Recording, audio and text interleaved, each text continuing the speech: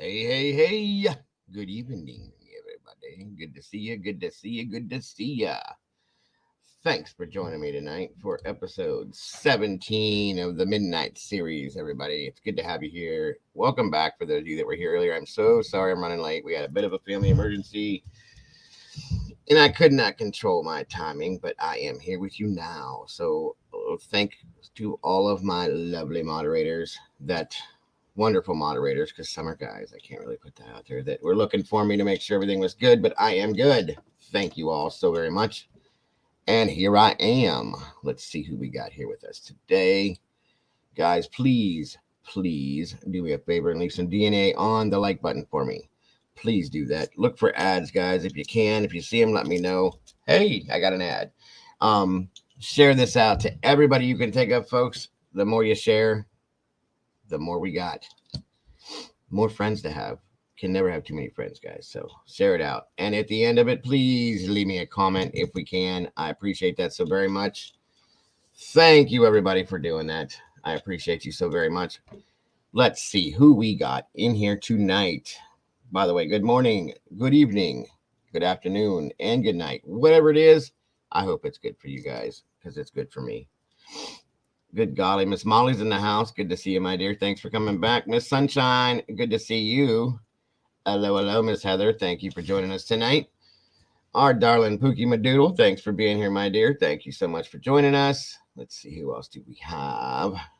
As of right now, I think that's about it, guys. Mr. Larry's in the house. What's up, brother? Good to see you, sir. Come on in, everybody. Grab your popcorn, your coffee, your tea, your Pepsi, whatever it may be. Come on in, sit down. Have a conversation with me tonight, guys. We're telling the story of the truth behind the movie Henry, Portrait of a Serial Killer.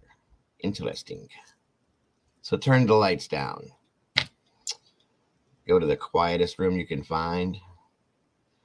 And let's scare each other. Let's see how that works. What's up, Mikey? On the mic is in the house.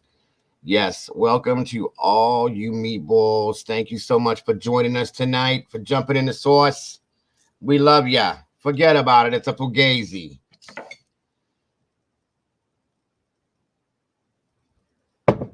So, I got my coffee. Gotta love the coffee. That way I'm not nodding off on you guys tonight. Of course, you know. Come on in, everybody. 8 people. That is not going to do this. Let's do this, guys. Come on. Come on. Let's see what we got here. So, Miss Heather's correct, guys. Let's set the mood. Turn off the lights. Enable your YouTube dark mode, guys. Click library, your picture, top right, settings, general dark mode. Look at that. Miss Heather knows what she's talking about, guys.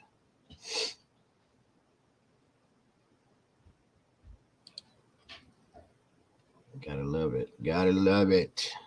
Dark mode is so cool.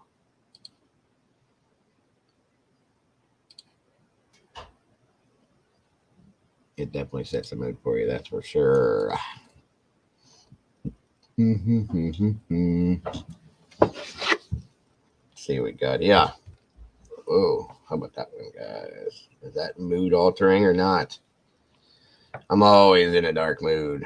You are not. You are not. You're not that dark. You're a sweet person, whether you like to believe it or not. I'm green. Wait. What's that? I'm blue. I'm blue. Dabba dee dabba die. I'm blue. Anyway, shut up, Dago. I'm there, Heather. Molly is so sweet. She wants to pretend like she's dark, but she's not dark. Guys, please share this out. If you can, I do not have my phone with me right now, which is what I usually use to share this stuff out. My wife is using my phone at this moment, so I cannot do it. But it's great to have you all here tonight with me. I hope everybody had a great rest of your day. A nice, calm, relaxing dinner. I hope everybody had a great day today that was at work. Has anyone seen how to turn their iPhone into super dark mode like an iWatch? I don't own those things. I will not own those things. So I need that pen. So I don't know what to tell you, bro. I have good phone. I have an Android. I'm funny.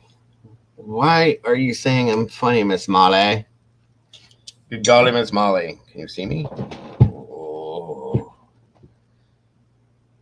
Ooh. And hello. How you like that? I'm fading into the background.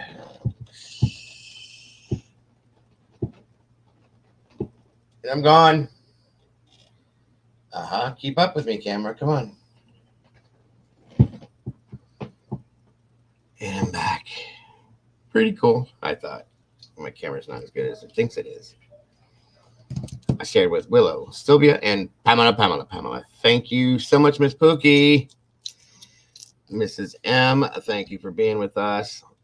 We have to have the poll patrol here because Mrs. M makes sure that I do my polls correctly, because if not, I forget. I know you silly, I've done it. It's interesting. Me and Androids don't get along. I get it, bro. Nothing against you for having one. I just won't own one. Apple is caca to me. Sorry. I just don't like it. I don't like it at all. So, are you all having a great evening? I hope. I hope so. Give it to Mikey. He'll eat it. Mikey likes it. Yes, this is true, Mikey. By the way, I hope you don't. I hope you don't dislike me calling you that, bro. I started calling you Mikey not too long ago. I hope that's okay with you. I give everybody their pet names. I love doing that. So, where is the thick infant? He wasn't feeling too good earlier. I hope he jumps in here tonight. I didn't even get a chance to send out my alerts to everybody that doesn't get these. You know what? Heck no. Okay, good.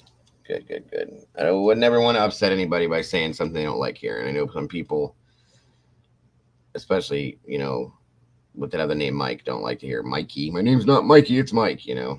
I went by Joey for years, guys. Years.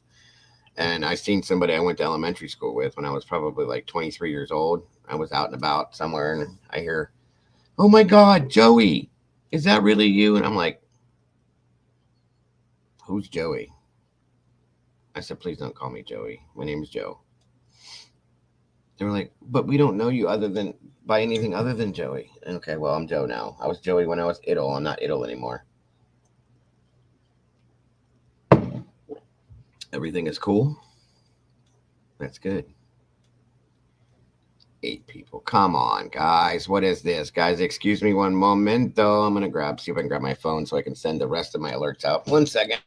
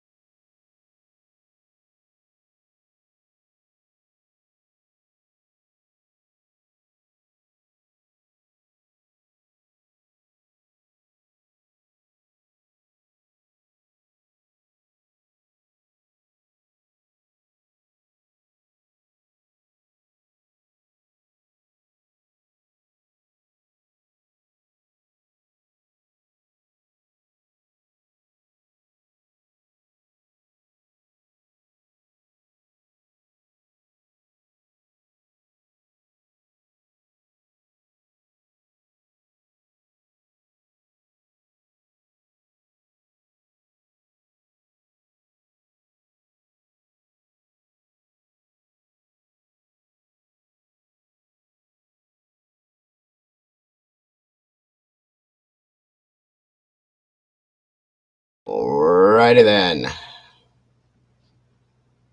Thank you, Miss Heather. I appreciate that so very much. Thank you. Again, if anybody is feeling generous and would like to support or consider supporting the channel, again, guys, there's the Venmo, Cash App, and the PayPal links, as you all know, because I say it so many times a day. Appreciate that. What is what noise? I don't hear anything but me.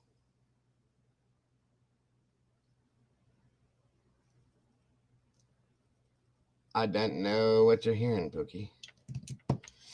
It was a dark and stormy night, and we lost our electricity in the cabin. The phone stopped working, and then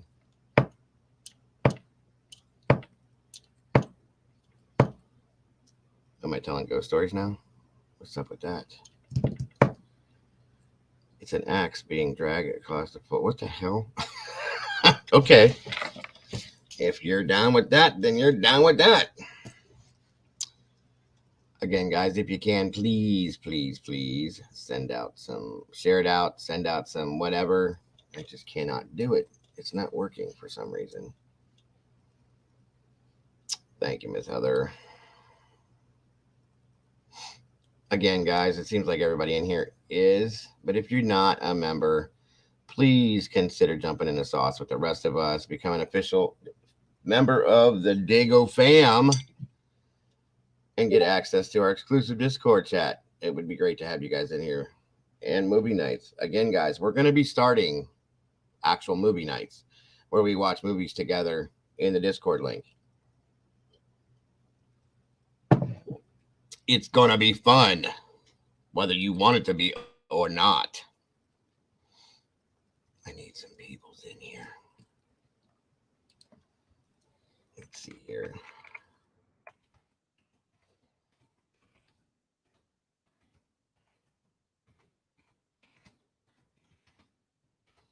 Me and Mama Bear have been talking again.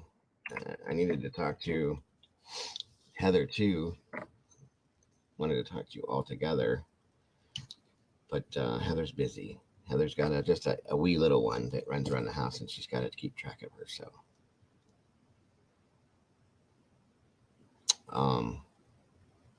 but we were talking about possibly having to change the times again in the live streams to later in the days, evenings, nights, whatever, and going back to what I used to do a long time ago, where I did nighttime streams mostly. But I don't know. I'm trying to figure out what works best for everybody. That's why I do this, because this is your channel, not mine. 'Tis yours. I just run it for you guys. You got it, Pookie? Dude, you got it, Pookie? Dude, you got it? And just so you guys know, the movie we're doing again is it's called Henry, Portrait of a Serial Killer. The true story is about the serial killer Henry Lee Lucas, by the way. And he's got a roommate by the name of Otis Toole, who is the gentleman that is so-called responsible for Adam Walsh's unaliving. Henry Lee Lucas was insane, folks. I'm just saying, like, this man admitted to I don't know how many murders. You'll find out here, but they were both very odd. I'll just put it that way. Henry and Otis were very, very strange folks. Everyone else seems to do 9 p.m. So do you want to compete? And well, I know. See, that's what we were talking about, Pookie. I don't want to do that with everybody else. Yes, he was a tool. I love you, Pookie. I don't want to have to compete with other people. That's why I started doing the morning, early afternoon streams. When I did, but I noticed, like, me and Mama were talking about it this morning, like the difference in people. You know what I mean? And she even seemed to think that it might be because of the time of day. And Miss Heather, being as smart as she is, gave me another idea, which I'm trying to work on that now to figure out how I can do it, about throwing videos, smaller videos, maybe shorts, in between the streams that I do. I got to figure out how I can do that. So that may be coming soon too. I'm still learning things, guys. I don't care what anybody says. Any creator that comes on here and says that this ain't no big deal, you just boom, boom, boom, boom, boom, and do this and you're ready to go. It's not like that. There's a lot to this. So, like I said, I've been on here for a little over a year now, and I'm still learning things every day. So Yeah, I don't want to do that with everybody else. Same time, I don't. That's just not fair. It's not fair to them. It's not fair to you guys because you guys like multiple creators, so it's not fair to have to pick and choose which one you're going to go look watch that day or that night. You know what I mean? I don't want to have to do that to anybody. I in turn like to watch other creators too. So if I'm doing my live stream at a certain time and this person's live, I can't exactly do both. You know. Mm-hmm. That is how you found me, Pookie. So I'm working on some kind of a plan, guys. I'm doing it. I don't know what I'm doing, but I'm doing it. Okay, so we got 11 peeps in here now.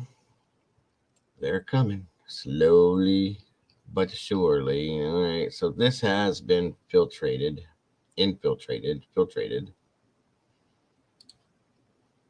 Hopefully it works. Let me see. Okay.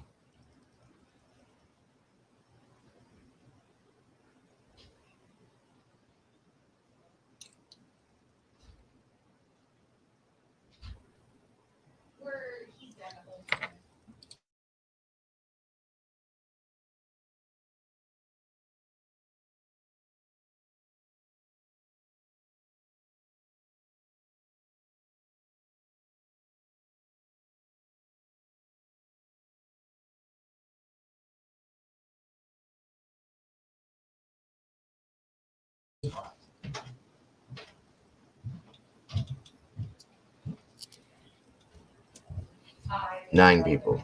Come on, folks. Where's Miss Brandy at? Where's Miss Brandy? Where's Miss Cece? Where's all my peoples at?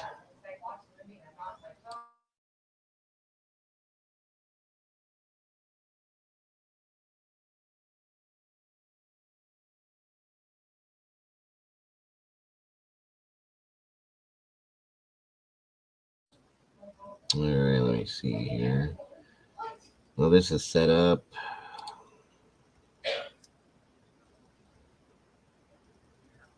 You believe it or not, guys, there's not a lot of stuff I'm allowed to put on here about this. So this, it's gonna be.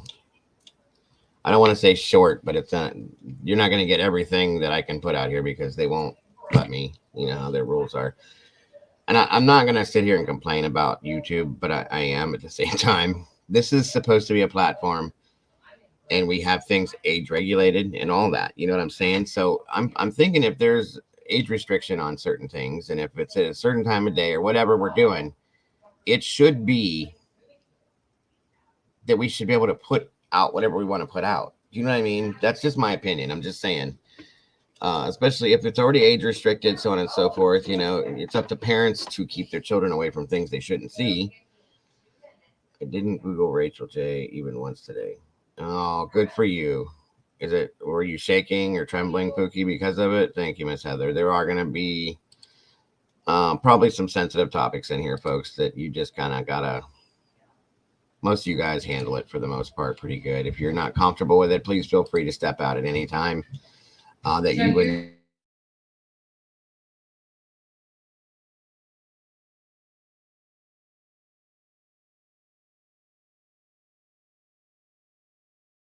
All right, guys, give me a moment here. I'm sending out some invitations. No, we did enough, Joe.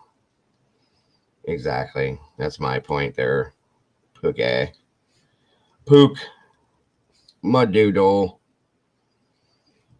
All right, everybody, give me one moment. I'm working on this right now, getting it all sended out. That's my point, Mike. I kept my kids away from what I didn't think was viable for them to look at. And I had no problem doing it. My wife was the same way. We had child locks on certain things. We did this, we did that. You know what I'm saying? So if we can do that, everybody should be able to do that. They're in turn, we're in America. Okay, remember that one. And this platform should allow us to put out, there's only 24 hours in a day on this planet. Yeah, and Heather's not on this planet all day, every day, guys. So I have to use her while I can, while she's here. Take advantage of the fact that she's on the planet for the day, you know? It's only certain hours a day that she comes to Earth. So, all right, almost there, guys. Give me one moment.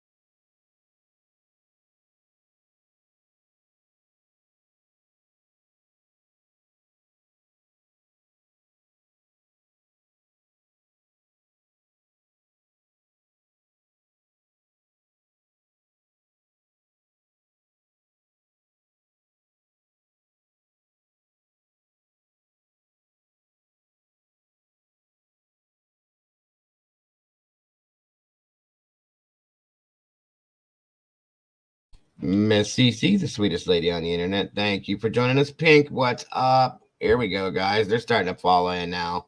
See, it's a good thing I went late. Good deal.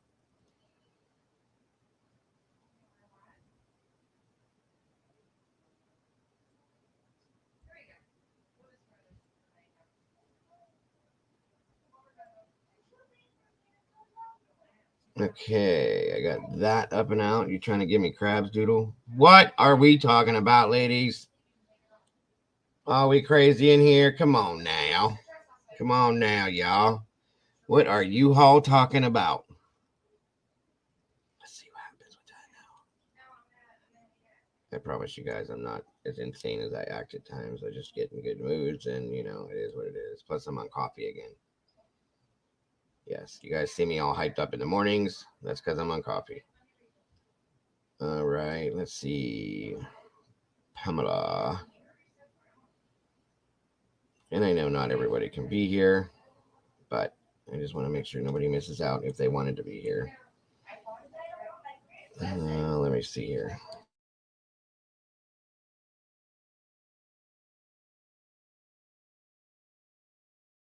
Thank you, as always, Cece, for joining us.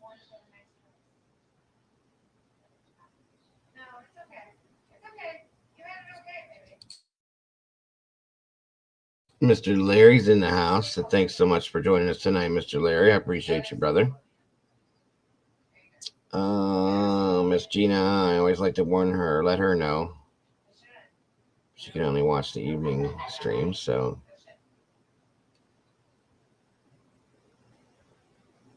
There's Miss Brandy. What's up, sis? That was quick. I just sent that. She's on top of things, folks. She is on top of things.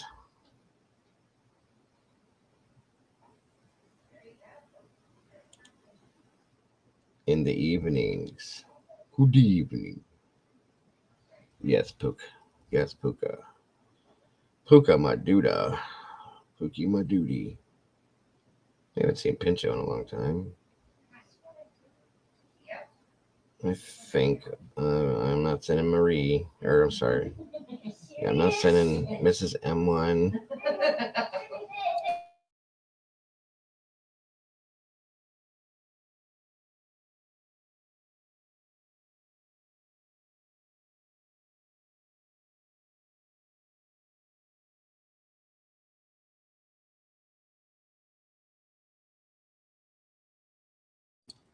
All right, I got my everything sent out. Mama Bear. Well, hello, Mama Bear. But you're not here. My God. Yeah, I've had 3 of these this evening, folks. So I'm kind of wired. There's our little brother. What's up, Strike? See, as soon as I send these, guys are popping in. Puka is Irish. Puka. Puka, Puka. Puka, Puka. Look, I look like a head bouncing around with nothing attached to it. How you like that? Whoa, whoa, whoa, whoa. We can make it fun for a minute if you want to. Let's see.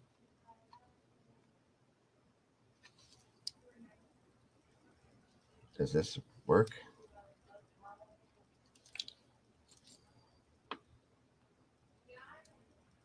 Wow, look at that. Yeah, I'm going to give myself a seizure. How about that? How about that? 13 peeps. Come on. You're funny tonight. Well, thank you, CC. I'm just hyper as hell. 3 cups of coffee at 7 o'clock at night. No. I try to be enlightening or try to be funny in some sense all the time, but it just doesn't always work. So I'm thinking about, watch this, guys. So, since I don't like, you can tell I'm growing my facial hair back in, and it didn't take very long, but I'm thinking about re-dyeing it darker again. Let's see how long this takes now, by the way.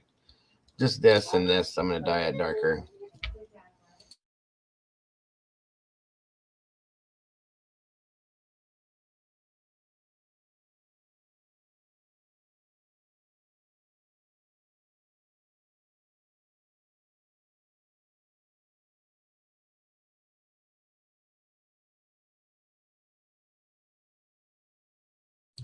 Oh, yes, I will, CC. I'll bet you $1,000 I go right to sleep when I lay down. Yeah, I will. I don't sleep. Crazy color. Yeah, what if I do that, guys? What if I pull off like some crazy Hulk Hogan shit? You know, if I do this black, all my chin strap and my this, or just this, and then this I do bleach blonde. What do you think of that? I could spike my hair up and be Guy Fieri, you know? Oh yeah, I'll sleep, CC. I don't sleep normal anyway, so when I sleep hard. No, oh, I missed it. It's up here. No, you ain't. There it is. I knew Brandy would say something. That's why I said it. No, you ain't. I've been warned since the last time I died any of this not to ever do it again. So I'm not allowed to do it. So I have to look old. I have to look old so that Strike can call me old all the time. Yes. There you go. That's a good way to put it. Please join my socials, guys. Please. Instagram, social or Facebook, Instagram, and TikTok. Please do it. Please. Please. Please. I like the cartoon where this woman chooses a really pretty coat to wear instead of a warm coat. She freezes and cops find her body in the morning and they both say she froze to death. Other cops say, okay. Yeah, but look at that coat. It's beautiful. Oh, there's the rest. I got you, Pookie. Yes. Yeah, guys, I'm hyper as hell. My legs are bouncing. They always do, but I will calm down, though. All right, we got 14 people. I don't want to keep dragging on. I want to be able to do this. Pink is still here. Great to see you. I'll tell you what, guys. If you guys know, how about this? From here on out, when I do streams, if you guys know of anybody that might be interested in this channel, 5 people, you should go share it to 5 people and say, hey guys, you got to meet this guy. He's pretty cool. He looks old and you know, it is what it is, but he's kind of cool. You should come watch him with me and see what they say. So you guys, they're probably going to say, we've already done that, dude, and everybody's here. Like, forget it, bro. I'm a lug. Like a lug nut on your tire, or what does that mean? I always did wonder that. When people say you're a big lug. I don't know.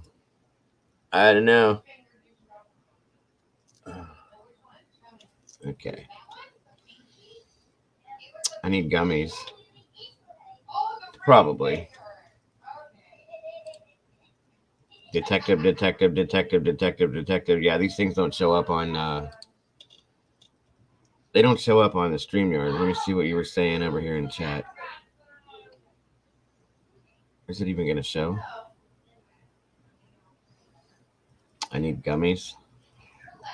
God, are you serious, guys? Can you imagine if I was on gummies? Seriously. I would be maxed out. Chilling like a villain. Look at all the meatballs. Detective Meatball. That's pretty cool, Strike. I like those. Where'd you find those at?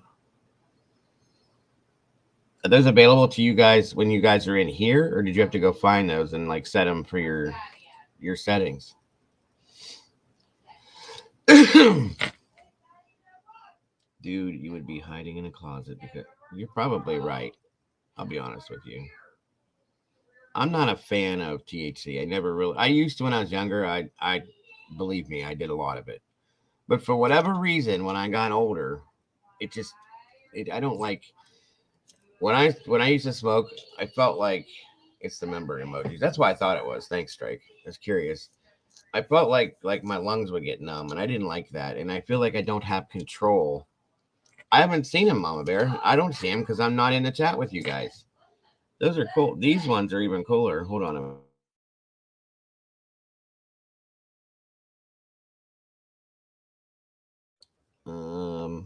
So I haven't got to see all this stuff. They go there, sending search parties out for Madeline tomorrow and Saturday. What's up, Rowdy? Thanks for jumping in here. Good to have you. Okay. Well, that's a good thing. Has anything new popped out that way, Rowdy? I haven't gotten a phone call back from the detective, so I don't know. Look at all that meat in the chat. That was pretty raunchy there, Molly. Wow, you guys got a whole sorts of emoji things you can use. That's pretty wild. The meatballs are cool as shit, Mama Bear. I never really get to look at them. You know what I mean? That turned out great. Miss Brandy has purple and blue things. That's pretty awesome. The hell are those? Somebody with headphones and looks like Saturn.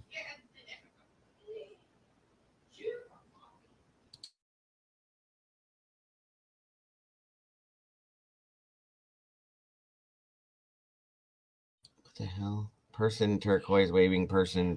Brandy, what the? It did all of that in the chat. Look at that. Well, thank you, Rowdy. I appreciate the info, and I appreciate you keeping us informed too. That's what matters. No meat, no meat for me to model. It is good file. Yes, you guys have to eat fish. Well, you guys don't have to, but I do. Fish or just no meat, no chicken, no beef, no pork. So I will be finding something that's not meat, whether it be pierogies or fish.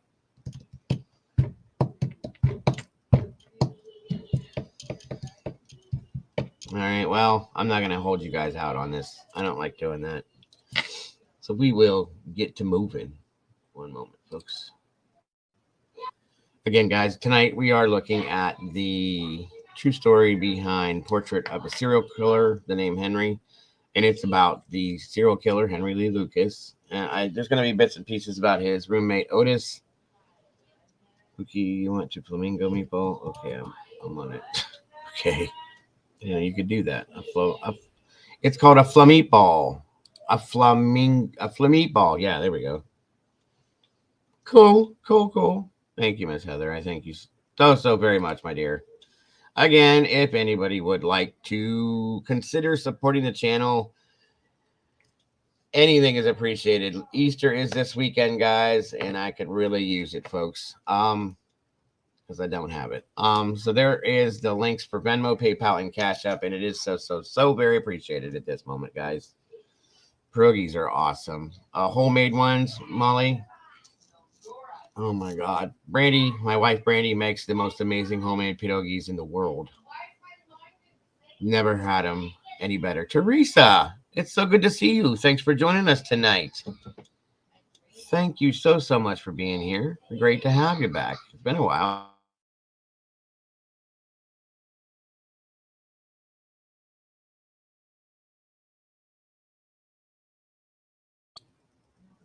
April's in the house. Good to see you. Thanks for joining us, Miss April. Oh, Heather got bunnies and flowers and bunnies and flowers and bunnies and flowers and bunnies and flowers. Been busy with family here in Florida spring break. Oh, yeah, I gotcha. Oh, Teresa's in Florida with Mikey. Wonder if you guys are near each other. That's cool. I always think it's cool when we have people in here that are close to each other that know, could possibly meet up in real life one day. Eat in Toledo, huge Polish population. Well, see, the pierogies, we don't. I guess it's the same scenario. The other part of me that's not Italian is Slovenian, Transylvanian, Slovak, whichever way you want to put it in there. It's in that grouping. So that's why I always make the jokes that I'm a Italian or a Dago vampire. But it's more like Slovak or Slovenian than it is Transylvanian. But it was because of where the border was and where the people had to be back in the day. So that's how Dumpstein State. Yes. So that's how I got to know what Haluski and Halupki and the pierogi and what Starababa means and Dobre Noc and all that kind of stuff. I know my grandfather was Slovenian, so got a little bit of both.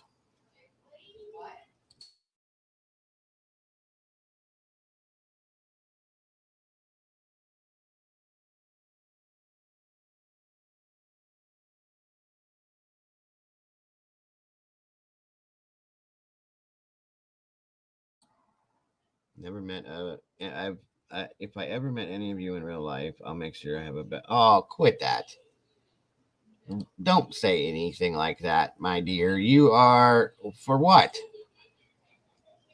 You're beautiful, just like everybody else in here is. You guys are the beautiful people. I tell you every day.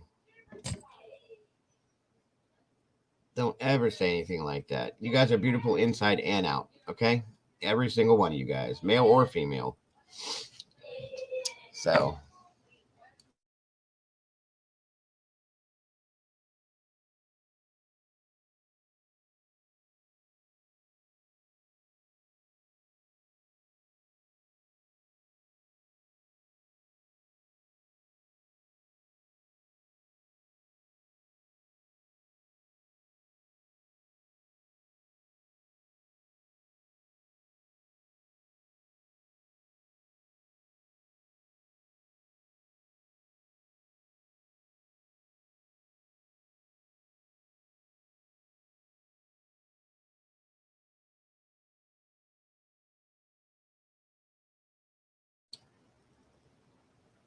thank you, Teresa. That's why it's so great to have you guys. You need your eyes. Oh, quit. All right, Brandy. You want to play that game? Do you want to play that game? We can do that. I'm serious. Okay, Miss Brandy.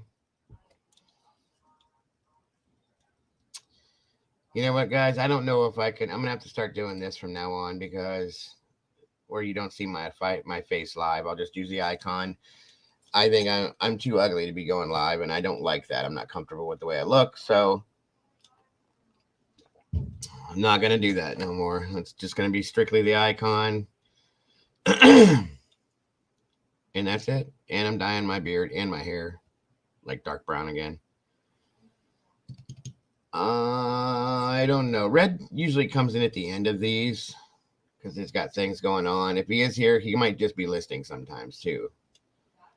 So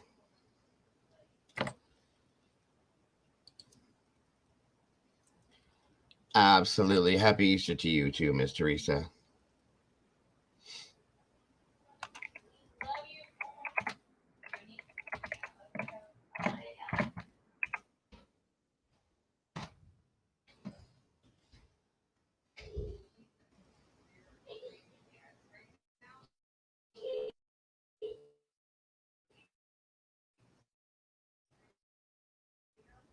More okay, you get the hint. All right, then stop doing that to yourself. You're absolutely beautiful inside and out. And don't let me have to tell you again.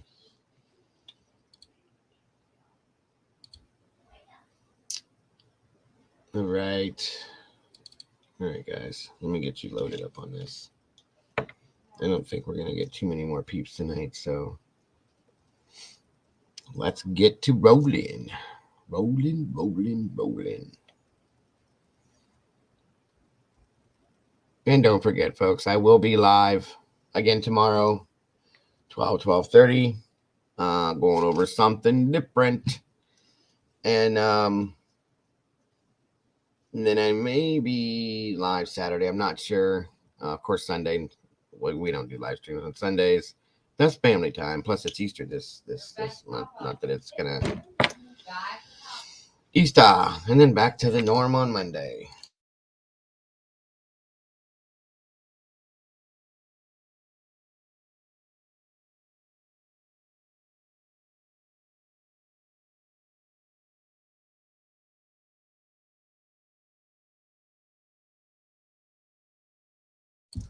Not 100% sure yet, my dear Heather, but it will be something. I got things to go back and forth with. I had some self-esteem issues preteen years. Took a lot to pull. I get it. I mean, everybody deals with it different ways, but you gotta. How can I? I don't even know how to explain what I'm trying to say at this moment. You gotta feel good about yourself, so other people will feel good about you too. You know what I'm saying? So, all right, guys. This story, the content story, was based from Crime Busters. Again, they give up really good information, and it's been filtered, so we should be good. I'll let you know though, Heather, as soon as I can, and I promise you, I like kielbasa, pierogi with kaluski, slavsky. That's absolutely amazing food. I can make most of that homemade too, by the way, Molly. Seriously. All right, here we go. Make sure you guys have your subtitles. We are good.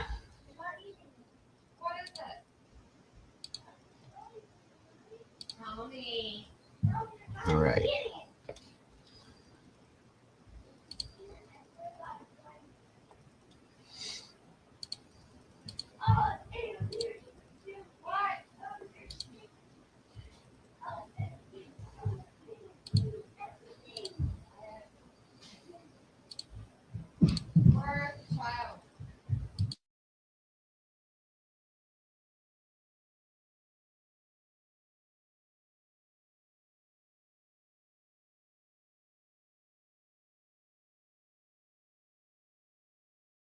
All right, guys, let me know how the audio is, please, and we're off. Plattsburgh, Virginia. He was born in a small log cabin, which comprised of one Henry Lee Lucas was born on the 23rd of August, 1936, in Plattsburgh, Virginia. He was born in a small log cabin, which comprised of one lone room. He had a half-brother and sister that had a part in his life, but there were said to be up to 9 siblings belonging to either one parent. Lucas was born to parents Nellie Viola Lucas and Anderson Lucas. His dad worked on the rail and was a raging alcoholic, a habit which began after a horrific accident on the railway left him with no legs. While his mother was a violent prostitute who often beat her disabled husband and children. It was said that Lucas was attacked by his mother so severely one time that he spent 3 days in a coma. When he was just 10 years old, Lucas hurt his eye in a particularly brutal fight with his brother, which involved a knife, an injury that his mother ignored, and eventually it led to Lucas needing a glass eye. Lucas's father died when he was just 14 years old. His father went outside in the depths of winter and stayed out until he eventually died of pneumonia. When he was a young teenager, Lucas became interested in death and used animals to kill to sate his bubbling feelings. This is a common known factor for the start of many serial killers. In 1951, Lucas is said to have progressed on from killing animals to humans and confessed to the killing of a young woman who apparently refused to have sex with him. But he recounted this statement as fabrication, a theme which was common for this killer. He was a known liar. In 1954, Lucas was arrested by the police for a string of local robberies that had taken place in the Richmond area in Virginia. He was given a 6-year jail term. He miraculously escaped prison, only to be recaptured quite quickly and forced to serve the remainder of his time until his release in September of 1959. After his release, Lucas found home with his half-sister by the name of Opal in Michigan. He was engaged to a lady who he went to introduce to his mother, hoping for her approval. But to his disappointment, his mother hated his wife-to-be and tried to force her son to move away from his new wife and live with her back in Virginia. The arguments between mother and son continued, and in January 1960, these arguments took a more sinister turn. On the 11th of that month, his mother was said to have hit Lucas repeatedly over the head. Lucas snapped. He hit her at first, then when she was on the floor, barely conscious, he proceeded to stab her. She was still alive, laying in a pool of blood, when Opal returned to the home.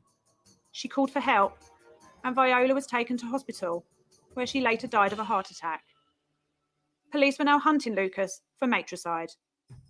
But instead of being caught, he managed to get to Ohio, but his freedom was not long-lived, and he was arrested. When he was taken into custody for his own mother's murder, Lucas said, "All I remember was slapping her alongside the neck. But after I did, I saw her fall and decided to grab her. But she fell to the floor, and when I went to pick her up, I noticed a knife in my hand and that she had been cut." Lucas claimed this was an act of self-defense, but this plea was not accepted by the courts, and he was sentenced to a 20 to 40-year prison term in Michigan for the second-degree murder of his mother. It was reported that Lucas attempted to take his life more than once and was removed from Jackson State Penitentiary and moved to Ionia State Mental Hospital. After serving only a paltry 10 years for murder, Lucas was released due to a prison overcrowding in June of 1970. With no fixed address, Lucas was a known drifter. He relied solely on family help. He eventually found a fixed address. Again, this was a prison one. He was convicted in 1971 of attempting to abduct 3 girls. He was given another 5-year prison term. Surely, this should have been the final straw. He should have remained in prison for the rest of his life, knowing that this man always seemed to stray back to criminal life. While he was in prison, he had a pen pal who was a single mother. They wrote frequently, and on his release in 1975, the pair married. But 2 years after the nuptials, he left due to accusations of abuse from his new wife's daughter. Again, with no home, he drifted and made friends with a man by the name of Otis Toole. The pair moved in together, and Lucas found dribs and drabs of cash work as a roofer and a mechanic. He entered into a relationship with a young girl by the name of Frida Powell, who herself was no stranger to trouble and had recently escaped from a juvenile centre that she had been kept in. Otis and Lucas shared many interests, most of which were criminal, and both spoke openly about their fascination with death. When Powell's grandmother died, she was to be taken into state care, but Lucas convinced her to leave and go with Otis and him to travel the country. She agreed to what she thought would be a better life, and they managed to get to California, and a job fell into Lucas's lap. He was to care for an elderly mother of a lady that they had met. She was called Kate Rich. This job didn't last long, as the family had noticed checks of their elderly relative being cashed. But as she was infirm, they knew it must have been fraud, so sent the pair away without going to the police. Powell began to miss home and often asked Lucas to return with her, and he refused. She was later noticed as being absent, but when asked about her whereabouts, Lucas told people that she had gone back home hitchhiking with a trucker. In June 1983, Lucas was picked up by a ranger by the name of Phil Ryan. He took Lucas in on charges of possessing a firearm, which was not registered. When he was being questioned for this, Lucas opened up to the murders of 2 people. One was of the woman he worked for, Kate Rich, and the other was his young girlfriend, Frida Powell. To substantiate his claims, he led the police to the burial sites of both victims. Lucas was remanded in custody. Claims of mistreatment were made by Lucas. He had stated that other inmates were harming him, and he felt the only way out was to make another attempt at his life. So for his safety, he was transferred to Williamson County in Texas. He also made claims that the police had treated him badly prior to his confession of murder. He told of not being allowed to speak to an attorney. He was said to be stripped and left in a cold cell with no bedding. Claims also were made to the effect that he had made up confessions to the police so that he could get better treatment, and found the more he confessed, the better treatment he got. He told the police about a long career as a killer. He told them that he found young women hitchhiking, that he would stop and let them in his car. He would sexually assault them, then murder them by strangulation or shooting or even stabbing. He claimed Cindy was his first victim, then continued to murder for the next 17 years, along with his sidekick Otis. Many more murders were being confessed to, mostly without names of the victims. In fact, there were too many to count. A task force named the Lucas Task Force was set up to try and substantiate some of Lucas's wild claims. The force were able to clear over 200 murders, which were up to that day unsolved. The claims continued. He confessed to murders of unidentified women who had been found, and later DNA matched the victims. One was named as Michelle Busher, a girl identified as Caledonia Jane Doe, who later matched DNA to be Tammy Alexander. Another murder Lucas confessed to was that of Carol Cole from Louisiana. Journalists were very interested in this case and spent time discrediting Lucas's claims. They felt that he was given case files by the police to see, so then he had time and information to confess and have the claim substantiated. To the police, this was a way of clearing up many unsolved murders that had happened over the previous few years. The confession to the murder of Kirby Reeves was discounted, as there was evidence Lucas was on a different site at work that whole day. Then the murder of Elaine Tollett was discounted, as Lucas was in hospital at the time. There were murders that could be associated with Lucas, and he was in fact convicted of 11 first-degree murder charges. He was sentenced to the death penalty for these crimes.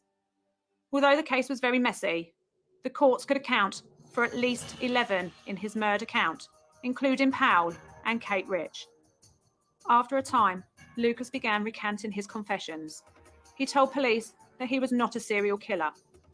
In 1998, Lucas's death date was nearing, and Governor of Texas, George W. Bush, overturned his death sentence and commuted it to life in prison instead, just 6 days before the date which was set to end Lucas's life. Henry Lee Lucas got the nicknames the Highway Killer and the Confession Killer. Then on the 13th of March 2001, Lucas died in prison of heart failure in Huntsville. He was aged 64. It will never be known exactly how many he killed. Although he did agree to the deaths of Kate Rich and Frida Powell, the rest of the confessions he recanted, although DNA could prove some murders to be his. He was sentenced to life in prison and is known widely as a serial killer, although Henry Lee Lucas himself denied this. Thank you so much for your continued support. Feel free to leave a comment, as we enjoy reading them. If you like the video, please hit the like button and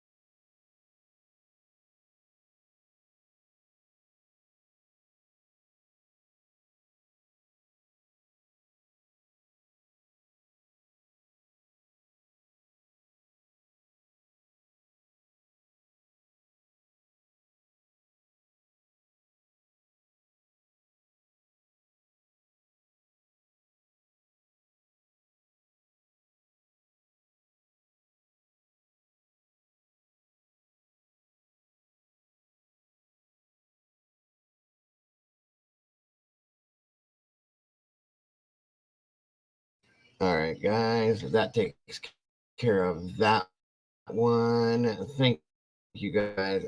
Like some of these, I can't put everything out. PW in the house. What's up? Good to see you. Thanks for joining us tonight. It's always great to have you. Now, I'm also going to give you guys a little look into this because Henry Lee Lucas and Otis Toole did a lot of things together, and they're both in this movie, okay? Excuse me, guys. So I'm going to give you a little extra added kick to this in regards to Otis, guys. Again, Otis Toole is the one that is allegedly responsible for the death of Adam Walsh, John Walsh, you know, America's Most Wanted, his son, so on and so forth. What's up, PW? Good to see you. Thanks for joining us tonight. It's so good to have you here. Appreciate you. So that being said, let me set this up for you guys to check this out.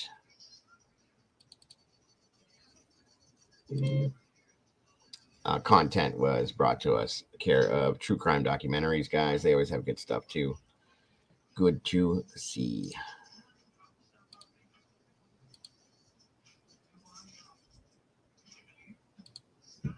Right, all right.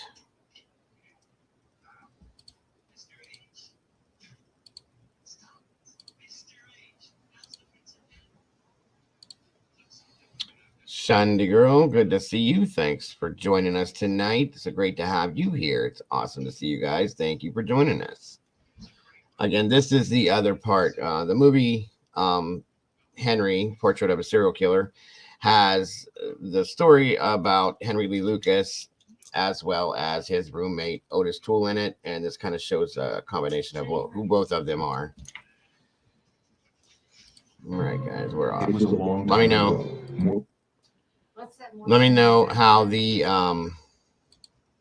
audio is, folks. Okay, please, and thank you, please. More than 2 decades, but there are folks here that still remember the moment when an ill wind blew through town. I remember that she was killed at home. And later on, they said that probably a man Welcome. got Who off the said train what? and Good to went have you up and here. done it. Thanks for joining us. Geraldine Peoples, just 18, was coming home from the grocery store. And they heard her drive up. Inside, her killers waited. The girl couldn't defend herself. She was 2 hands full of groceries. Walked in and they were caught in the house. Commenced to shoot her. They didn't want to get caught. A month later, Brenda Burton, a wife and mother, was found stabbed to death in her bathroom. The next month, a few miles away in Chipley, Ruby McCary was shot through her screen door. 3 murders in 3 months. It was as if a wave of evil washed over this town, then, just as quickly, went away. Just down the road on Interstate 10, newly elected Sheriff John McDaniel got a call from his officers to respond to a robbery in progress. We had an armed robbery. We think we've got one trapped in the building. We may have one down. We're not sure what we've got. The robbery was at a gas station just outside of Marianna. It was early in the morning, December 15th, 1980. I arrive at the scene. I get out, and as I'm starting to approach the little store, one of the officers comes toward me, and the look on his face was just unbelievable. And he said, "We've got one down." So I kept moving forward, and as I did, I began to see the opening of the door, and I saw a man's feet, and then I saw some trousers, and then I saw a man with a goatee, and it was my father. He had been beaten with a tire iron and shot. Sheriff McDaniel's father died hours Oh, later. welcome, Miss Sherry. Thanks for joining us tonight. So great to see you. Miles east on I-10, the Jacksonville Police Department had its hands full. 8 unsolved murders over 3 years, including Deborah O'Quinn. This was a case of an 18-year-old young lady that was sexually battered and stabbed to death in her apartment over in the south side of town. Her body wasn't initially recovered. It was recovered almost a year later at a dump site, and she was actually skeletal at the time, so a lot of your potential physical evidence associated with the body was gone. A trail of crime from one end of Florida to the next, seemingly unrelated, all unsolved, destined for the cold case file. The 8 murders in Jacksonville, the women in Bonifay, the sheriff's father. You want to solve every case, especially one that involved one of your family members. Not once in nearly a decade did police suspect they might have a serial killer in their midst. Not once could they have imagined 2 killers working together, roaming the countryside from coast to coast. The idea was beyond belief. But in my experience dealing with serials, working them, interviewing them, they tend to stay in a certain methodology with slight changes because it's a learning process along the way. They get a little bit better at it. I gather. This is different. This is bizarre. Could we have another possibility? They killed at random. No evidence, no motive. In Oklahoma, a woman was stabbed 42 times. Again, guys, this may contain some sensitive content. If anybody is uncomfortable, please feel free to step out at any time, and you will not be looked down upon. But the most explosive and most publicized case centered around the kidnapping, torture, and beheading of a wide-eyed, freckle-faced little boy named Adam Walsh. I always say if you could order the son out of a catalog, that would be the little boy you would order. And I loved him more than anything in the world. John Walsh and his wife Reve have replayed that day over and over. One moment, Adam is playing video games at a Sears store. The next minute, he's gone, vanished. There were shoppers all around, even a security guard. It was the middle of the day, yet no one really saw much of anything. Unfortunately, none of them panned out, and we really don't think we have a good, solid witness that saw what happened to Adam. The sun went down, the store closed, and Adam was nowhere to be found. Reve put signs all over the car. Adam, we're still looking for you. Adam, please stay here, anything. And, you know, when nightfall came, it was unbearable because now it wasn't light out anymore. And that's when the harsh reality comes in that your things are... No worries, Teresa. Take your time. It's unbearable. A massive search was launched. Helicopters looked from above, while friends of the Walshes, even strangers, walked through fields, combed the area, hoping for a sign or a clue, but none came. We appreciate anyone with any information about him or have seen him or think they saw him to please call the Hollywood Police. Where was Adam? It would be a while before this man would say he knew where Adam was, and the others too. Was it possible Could one man be the common thread between all these murders? Locked in a prison cell for burning down 2 buildings, a 2-bit arsonist in Florida, a man named Otis Toole, began confessing to murder. Confessing to killing the women in Bonifay, the sheriff's father, even the brutal slaying of 6-year-old Adam Walsh. Was he really capable of such heinous acts? According to local lore in Jacksonville, Florida, Toole's hometown, as a young boy, he could be found wandering among the tombstones, digging for bones, doing the devil's work. After his mother died, a 34-year-old Toole would sometimes sleep on her grave. I really got into that, got into devil worship all the way. When he's asked about his crimes, he moves as in a trance and then gleefully confesses to murder. Some of them's been cut wide open. Some of them's been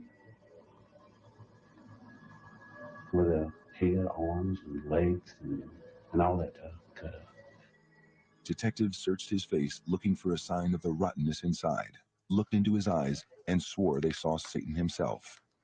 I mean, his background is such that if you saw this man walking down the street, you're probably going to pick up the phone and dial 911. Otis Toole was born March 5, 1947 in Jacksonville, Florida. He was raised in a neighborhood of boarded-up houses and little opportunity. Otis was the youngest of 5 kids. According to prison records, his alcoholic father deserted them, and his mother admitted she couldn't handle him. He had no education. He couldn't hardly read. I mean, and he was just kind of limited to what he could do. He had an IQ of 75, barely able to read and write. He ran away from home when he was 9. By 13, Toole was busted for breaking and entering. He was in and out of boys' schools. He survived on the street by selling himself, and he could be found dressed in female attire. Antisocial personality, some sexual deviance. It's great to have you here. Who said what? I hope to see you again. Kind of Thanks for lifestyle. joining us tonight. He was homosexual and would just float around from relationship to relationship. He had no morals. Toole had no morals. It was obvious.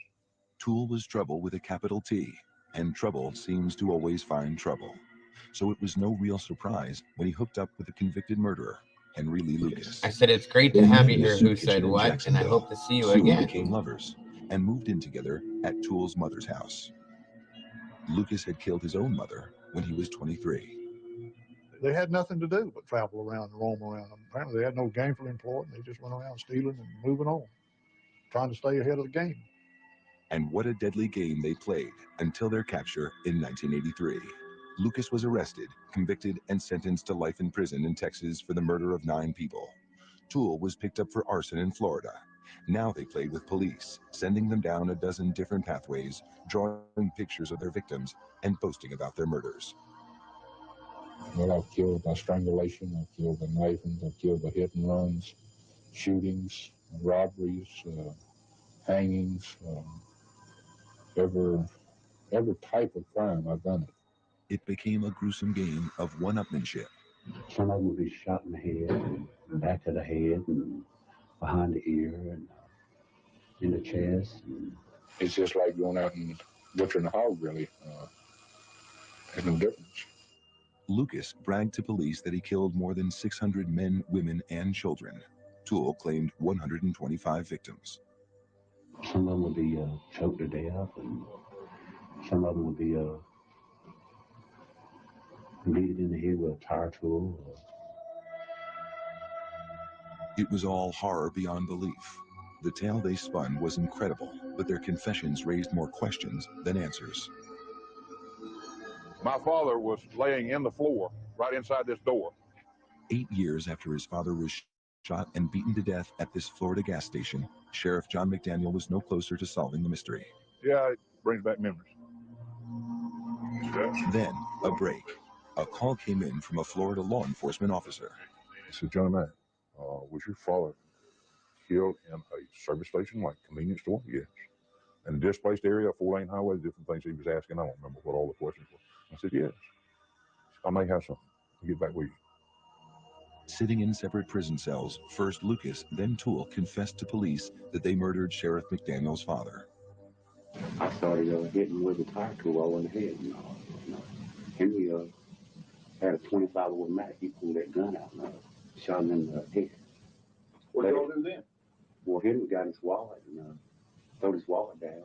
And, In a tape-recorded conversation, Toole accurately described the crime scene, providing police with the kind of information only the killer would know. And then Toole said something else.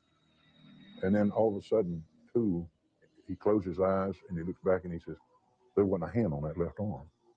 Well, that was never publicized. My father's left hand had been taken off surgically after a gunshot wound in that hand in the 40s. Imagine meeting your father's killer face to face. Sheriff John McDaniel went to Lucas's Texas jail cell, looked him straight in the eye, and asked, "Did you kill my father?" He sat there for a little bit and he'd look away and he'd think about it in a minute. He says, that's when he says, I was there when your daddy was killed, but I didn't kill him. I was on the telephone. The hands of death killed your father. The two men claimed a sadistic cult, the Hands of Death, hired them to kill, sacrificing their victims and eating their flesh. The stories were outrageous, yet they knew so much, had so many details. The father's missing hand, the murder weapon. He was for real. It was for real. It was not, he couldn't have been making this up. Toole and Lucas were indicted and charged with the murder of Sheriff McDaniel's father. But not all of their confessions would be so convincing to police. In Jacksonville, there were 8 unsolved cases, and the deadly duel of Lucas and Toole wanted the credit. Law enforcement believed that if you're going to confess, you must be guilty. Why would you confess? And we just didn't understand how these individuals work. We didn't understand the personality profile of a person that could do that. Could Otis Toole have killed hundreds of people? And what about Adam Walsh? Was this self-professed serial killer the face behind Florida's most famous murder mystery? Lots of memories about him, how kind he was to everybody. He was the light of everybody's life, and he certainly was of mine. I waited my whole life to have that little boy. Memories are all John Walsh has left, because on July 27, 1981, 6-year-old Adam was kidnapped from a mall in Hollywood, Florida. For the parents of Adam Walsh, who's been missing since yesterday noon from the Hollywood Sears Mall on Hollywood Boulevard. 6.5 years. Reve Walsh, his mother, left Adam here, right at a new video game display, while she went a few miles away to check out a lamp that was on sale. She left him for just a moment. And in that heart-stopping moment, Adam was gone. John Walsh could never forget that panicked call from his wife. I went back, he wasn't there, John. No one would help me. They took customer service and picked him. I wouldn't help me. I'm furious. So I'm crying. I've called the police and no one for 2 minutes. Not a cop showed up here. I said, I'll be there in 2 minutes. Adam vanished. A trade. When they up, the Walshes were back at the mall again. They asked if I had heard anything yet. And I had the picture up in my visor. I pulled it down. I says, we're looking for him and we'll find him. With each passing day, a paralyzing fear took hold.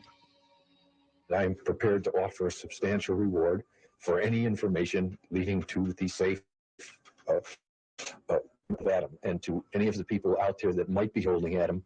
We are prepared to negotiate ourselves with them for a safe release of Adam.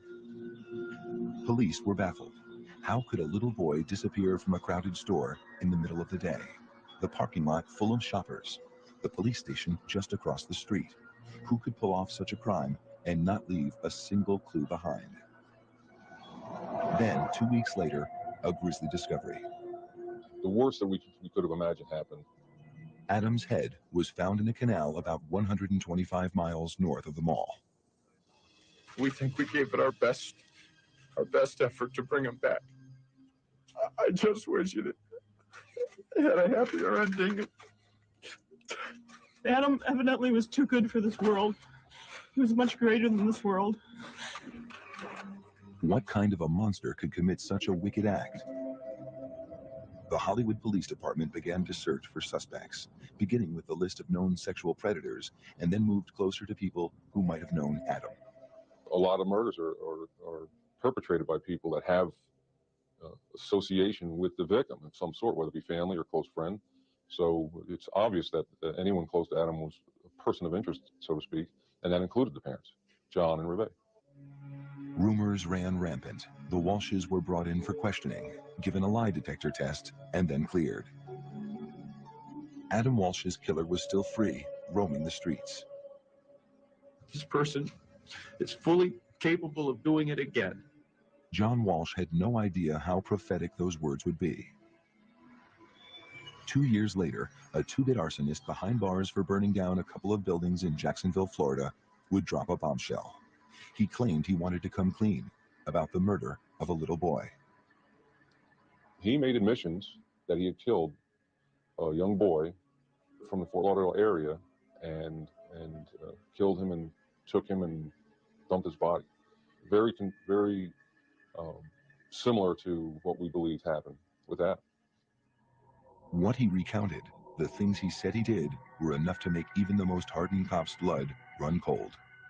In his words, Adam just came willingly with him to a certain point to where he decided that he was safe to grab him without anyone seeing him and threw him in his car. He said that July afternoon, he locked Adam inside his 1971 Cadillac and drove off towards his home in Jacksonville. Along the way, Adam started crying, so he punched him in the face. At some point, he pulled off the road, used a machete, and decapitated Adam. He said he drove around with Adam's head and eventually tossed it into a canal. Adam's head was found at mile marker 130. His body was never recovered. This little boy had no chance when faced with so deranged a killer as Otis Toole. If he met anybody on the street, they'd be scared of him. He was a weird-looking individual.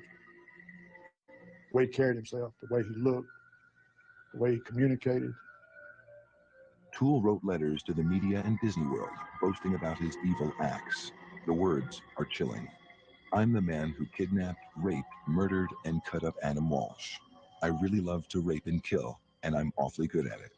Maybe the best in the business. He even wrote Adam's father.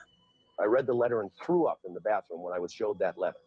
I mean, here's a guy that admitted to me in a letter that he had murdered my son. I have the letter.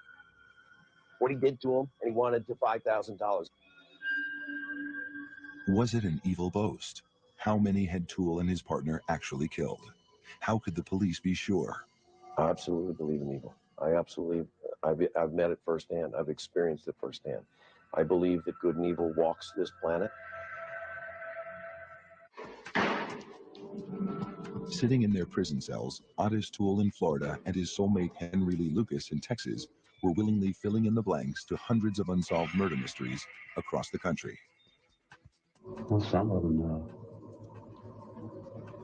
Henry would cut the throat, you know, and some of them I done the same way. And a two-man nationwide crime wave that left behind a trail of fear. First thing that's going to happen is you're going to have every law enforcement agency in the region wanting to interview these guys to clear their own cases, which is exactly what happened. A number of things were successfully solved as a result of talking with those guys. You know, a lot of law enforcement officers benefited from talking with those people. And some families benefited too, at least had the satisfaction of knowing the men who killed their loved ones were behind bars. 210 victims in 26 states.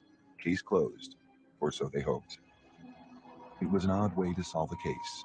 Police had the killers. Now they had to match them to the crimes. We've done cases from the crime scene out, but not backwards like that. It was an interesting, unique experience. It wasn't easy.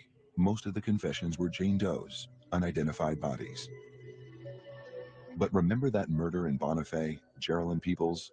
She was carrying groceries into her home. Toole said he and Lucas were waiting inside. Adding even more detail, Toole told police his teenage niece Becky and his young nephew Frank were waiting outside. Toole and Lucas sent them outside of the house to hide, you know, before the girl come home. According to police, Becky left behind a pair of gloves, and Frank remembered seeing a set of drums off in another room, adding support to the killer's confession. But why would they bring children along? Toole took the responsibility to be their guardian, so to speak, and actually it was a good cover for them. They referred to that several times. Nobody would think anything about it with those children with them. Toole and Lucas reportedly traveled with the kids as far west as California, then north and east to Maryland. They carried a cache of weapons with them: 22s, 38s, knives, a tire iron, and a rope. They camped in the woods and stayed in missions when they could, always looking for handouts. When they needed more, detectives said they would rob and kill, sometimes for food, sometimes just for kicks.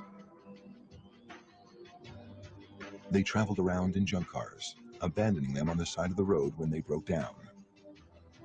Then they'd ride the rails back to their home in Jacksonville, Florida. From their prison cells, Lucas and Toole took police down their bloody trail. The cops didn't know what they had on their hands. I heard some of the details regarding the homicides that made Charles Manson sound like Tom Sawyer.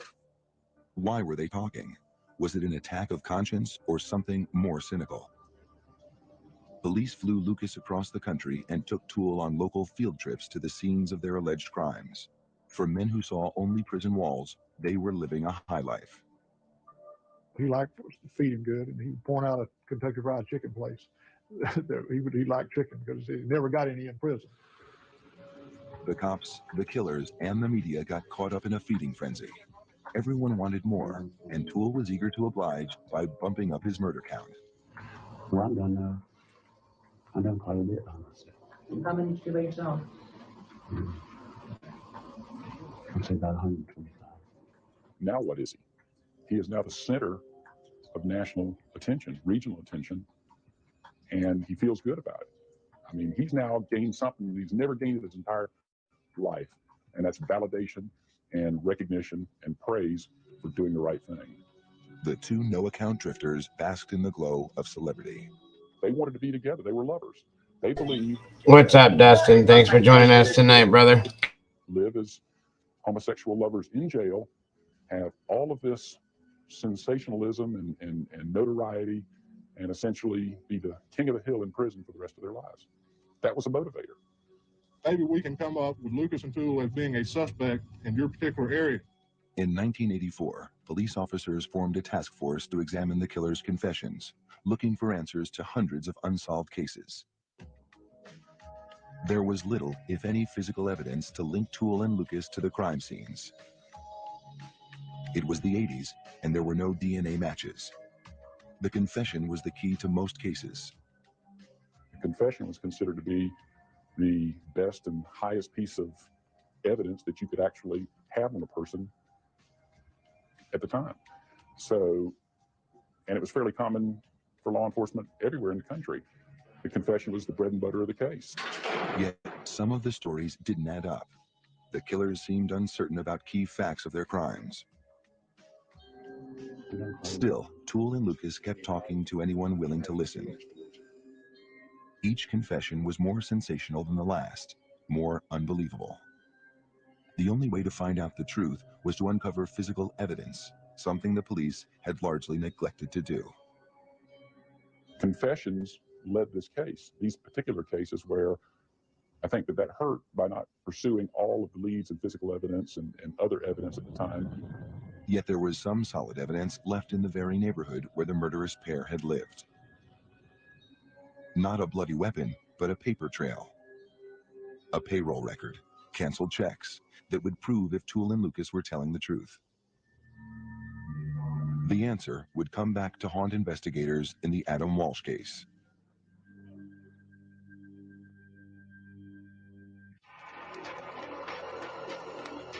Otis Toole told police he loved to burn buildings. He's an arsonist, we know that. Getting caught for burning down 2 boarding houses sent Toole to prison for 15 years. But it was a confession by his partner in crime, Henry Lee Lucas, that sent Toole to death row.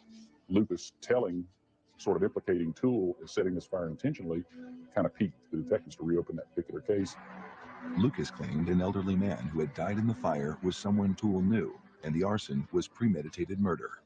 When arson investigators went back and looked, a liquid accelerant was found. Here you have a case where you have a crime that he's been convicted before for. It fits his profile. You have something a little bit more compelling. Now, does that mean that he did that?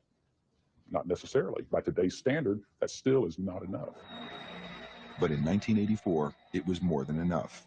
Whether Lucas's confession was true or not, Toole was convicted and sentenced to die. Then, in the ultimate betrayal, Toole's lover, Lucas, murdered Toole's favorite niece in a fit of rage. Toole vowed revenge. I killed her myself. Because? Yeah. Why? Because he killed my own flesh and blood, and I know how it feels. It really hurts. Oddly, even after Lucas turned on Toole, they continued to back each other up on even more sensational stories. In a tape-recorded phone conversation, they went so far as to claim cannibalism. And you know what? I used to wipe some of their bodies and I did too. Yeah, I know. That cutting up like meat. Well, I've seen bodies cut up worse than you've ever seen a body cut up. Tastes like real meat when it got barbecue sauce on it. Well, The gruesome claims, the sheer volume of confessions made for stunning headlines, but the outrageousness of the claims left some with doubts. Finally, an investigative reporter for the Dallas Times-Herald did what many police did not. He followed a paper trail that showed many of the claims of murder were lies. He documented that Toole and Lucas were in Delaware and Maryland at the very time they were supposed to have killed 3 women in Oklahoma and Colorado. And although police credited the duo with 4 murders on the West Coast, while sales receipts and employment records placed them on the East Coast in Florida. And on and on. Toole and Lucas's credibility became severely damaged.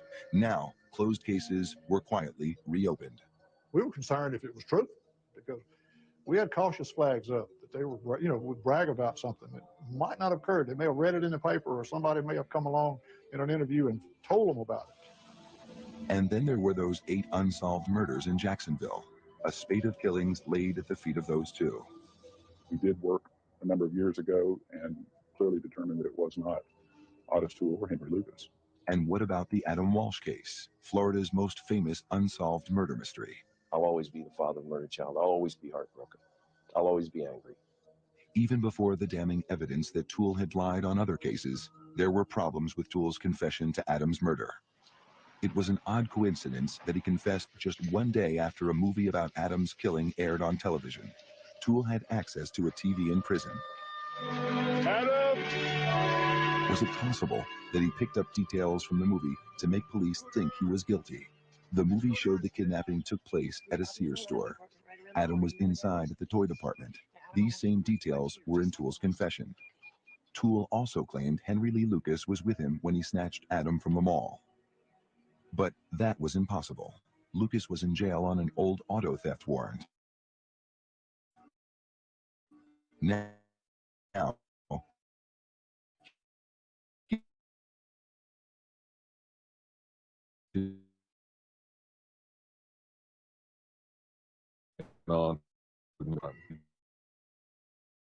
then recant. He confessed several times, recanted several times, and then confessed to it again, and then recanted again. That's a problem, especially since you can't place that person being Ottis Toole with physical evidence. You can't place him anywhere, anywhere in this crime. Ottis Toole told other prisoners in the prison, because I talked to him, they said he loved to play with the cops. He loved to play with them. He'd give them enough information to make them serious, and then he'd recant it and watch them scramble around like idiots. Was it a game? To find out, police tried to trick him by driving Thank him you around once and again, showing Ms. him Heather. different sites where Adam might have been kidnapped. Toole passed the test. He was taken to other Sears malls, and not just the one here in Hollywood, to see if he would identify the one that he said that he conducted, where he did this crime. And he did, according to what I read, correctly point out the Hollywood Mall, right across the street from the police station. Detectives said he did have access to a weapon, a machete or bayonet, and it was the type of weapon that was used to kill Adam. There were similarities in the instrument that we believe were used, how many times he needed to strike the body to do what eventually happened with the body. And the medical examiner said Adam had been punched in the face. In Toole's confession, he mentioned hitting the little boy. There was similar trauma to the remains where he indicated that he had struck the child. Detectives tracked down the car Toole said he used to kidnap Adam. The vehicle was recovered and was impounded. It was tested. It was evidence was attempted to be recovered from the vehicle, and it was in fact bloody carpet that was in fact recovered from the back seat of the vehicle. But back in the 1980s, there was no DNA testing, and they couldn't prove it was Adam's blood in Toole's car. Without the murder weapon, an eyewitness, and with Toole's recanting his confession, the police didn't believe they had enough to charge him with murder. But really, to God's truth, I really did kill that kid. I really did kill that kid. John Walsh doesn't buy it. He doesn't think Toole is a mass murderer, but believes Toole killed his son. He was a penny ante little chicken. He's only famous for killing Adam. That's all. That's all. He didn't kill 50 victims, 100 victims. He wasn't smart. He didn't do this. He didn't avoid police. He was a stumbling, bumbling, low-life drifter who happened to pick the wrong little boy. Truth or lies? Otis Toole admitted he killed 100 people, maybe more, then denied killing one little boy. Really, to God's truth, I really did kill that kid. I really did kill that kid. Where did the truth lie? A front-page newspaper story had declared Toole and his partner in crime were frauds. So who did Toole kill? How many victims? Even the police couldn't say for sure. Is he the notorious, evil, predatory, cannibalistic, decapitating monster that he's trying to portray himself? I don't believe that. Is he capable of doing some things? Sure. So he may not have been one of history's worst serial killers, but he was certainly capable of murder. Toole was sentenced to die for the arson fire that killed an elderly man, but the Florida Supreme Court reversed the decision, citing Toole's questionable mental stability. Toole pled guilty to 5 murders, guilty to the murder of Geraldine Peoples and 2 other women in the Bonifay area, guilty in the shooting death of a young woman in Tallahassee, and guilty to killing the sheriff's father. 5 lives taken, 5 consecutive life sentences. I was satisfied that we had the right people with the evidence that we had, the statements that we had, and I was able to put it to rest at that. Remember Deborah O'Quinn and the unsolved murder cases in Jacksonville? Toole and Lucas's confessions fell apart. The 2 were no longer suspects, and the cases were all sent to the cold case file. Deborah's father died never knowing the truth, that his daughter's killer had not been found. This man died believing that Otis Toole was the killer, and we know that he wasn't. We know that now. As for the Adam Walsh case, Toole was a suspect until he recanted in 1984. I told him I killed the kid, but I really didn't kill that kid. Toole said the Hollywood detectives led him to the area where Adam's head was found, and he was able to identify it because police had earlier shown him crime scene photos. Now, this part right here, you guys, I had told you guys about this a while ago. This little bridge right here, okay, supposedly Adam Walsh's head was found down in here. Now, this exact same period of time, Jeffrey Dahmer had been released from the Army. They bought him a bus ticket to Miami, Florida. Here we are. This is in Miami. And he was seen, Jeffrey Dahmer was seen standing on this little dock, holding a bucket in his hand, right around the same period of time that they said that Otis Toole was in this area. And I'm not saying that Jeffrey Dahmer is the person that did this. It's widely thought that Otis did not do this, okay? So it's kind of a huge mystery.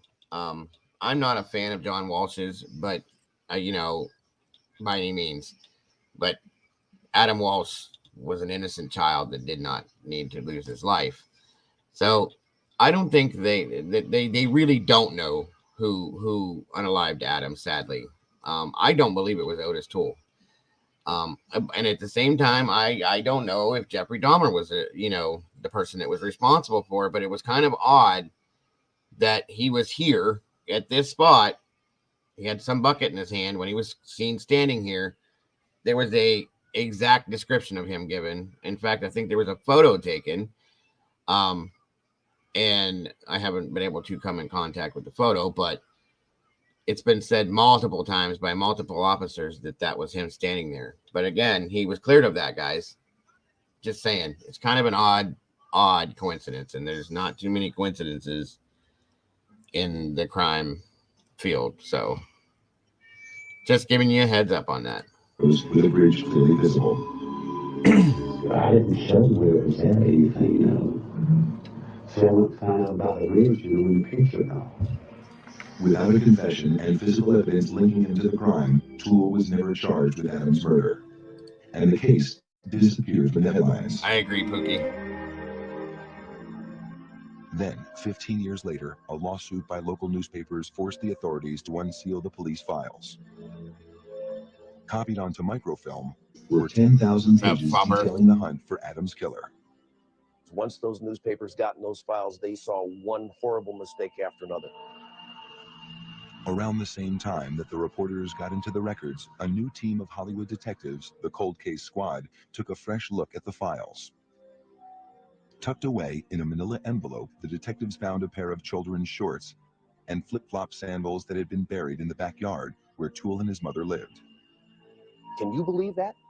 That after 15 years, they would bring a pair of shorts and a flip-flop that could have been Adams, could have been our son's, could have been buried in the back of his mother's yard. Proved unequivocally, and no one in that police department ever put it together. It turned out that they were not Adams' clothes, but there was other forensic evidence that might have, with modern technology like DNA testing, linked Toole to the murder. Especially the pieces of carpet that police had taken out of Toole's car. And there was a blood-soaked piece of carpet in the back of that Cadillac. Blood-soaked. That Otis Toole said that he decapitated Adam in the back seat. Where was that blood-soaked piece of carpet? Unfortunately, it was lost. A miscommunication between the crime lab and the Hollywood police led to it being misplaced and possibly destroyed. That was the ultimate piece of evidence in this case. Right there, it's lost. It's gone. In fact, the car itself, a potential source of hair and fibers, was also gone. It was junked back in, I believe it was the early 90s. It was sold and resold and sold again. It was traced to a junkyard that it's impossible to find it now. What kind of police work is that? In the biggest unsolved murder case of a child in the history of Florida, you lose evidence, unexcusable. Absolutely unexcusable. You lose a car, how do you lose a car? One final mistake. Hollywood's cold case team says it wasn't told that Otis Toole was close to death with cirrhosis of the liver, a lost chance for one last interrogation. You would like to think, as an investigator, standing next to a deathbed, that you would be able to convince him, knowing he's going to die, to cleanse his soul, that you as an investigator could convince him to come clean, so to speak. Otis Toole, a man who once confessed to killing hundreds, chose to remain silent. He had pled guilty to killing 5 innocent souls, but had left the families of other victims in anguish, left to wonder, always questioning. Had Toole killed their loved ones? Whatever the answer, Toole's secrets were buried with him. He died in prison on September 15th, 1996. Otis Toole deserved the horrible death that he got. He should have had a worse death, and I hope he burns in hell for the rest of his life. On a summer day, Adam Walsh was taken and brutally murdered.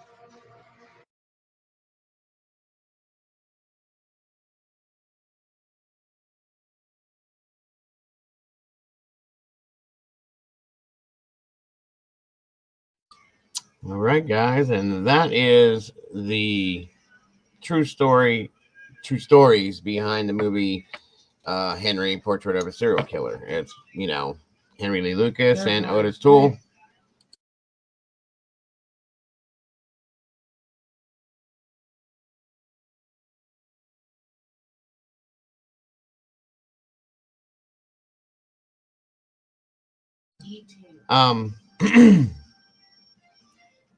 Definitely too many mistakes, CC. I agree with that one. That whole thing with the Adam Walsh scenario, it just blows my mind.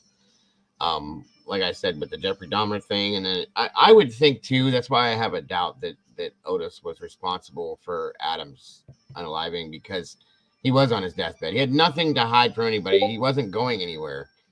There was nothing going to change in his life. So why wouldn't he just say he did it if he did it? You know what I'm saying? Like, that's what doesn't make sense to me with that. At all, by any means whatsoever. Okay. So, one moment, folks. I'm just checking something here.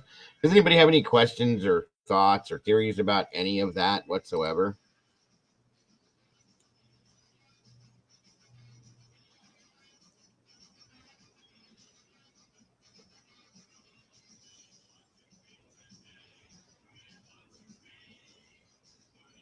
Let me see here.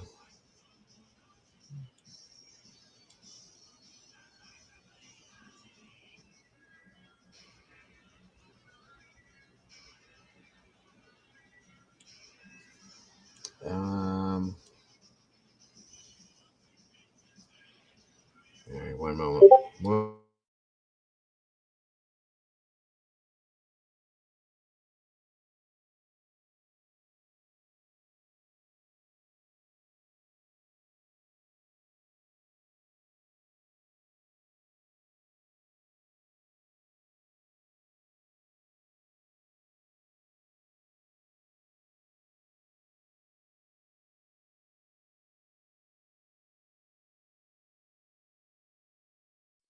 Okay.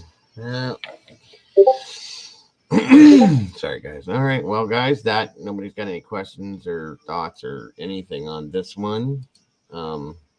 We need to poll, folks. Time to poll the two movies that we are talking. First of all, I'll give you guys options. If you want to throw something in the chat about anything you guys would be interested in checking out, please do. I'll give you a few minutes for that. If not, we're going to be looking into either the Wonderland Murders or the true story behind Texas Chainsaw. As I told you guys, one way or another, if we don't do it one week, we'll do it another week. So those are going to be the two options if nobody gives me anything else in chat. Take your time. Throw some stuff out there if you'd like to. If not, we are going to pull it out, folks, on the poll.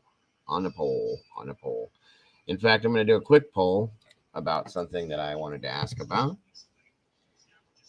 For those of you that might know or don't know.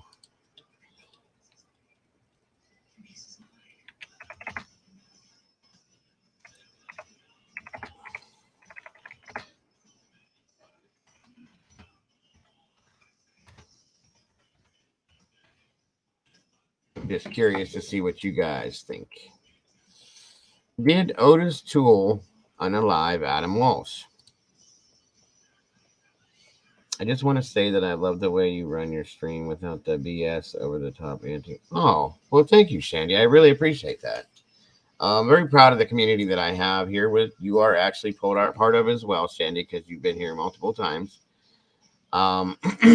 And that's what this whole channel was built around, was not dealing with any of that, having any of that, and just making it a relaxing, laid back, comfortable place where everybody can come and have the freedom of their own speech and thoughts and theories and opinions in here to do what we do at the same time while we try to help in some way to help solve some of these crimes that we look into, you know?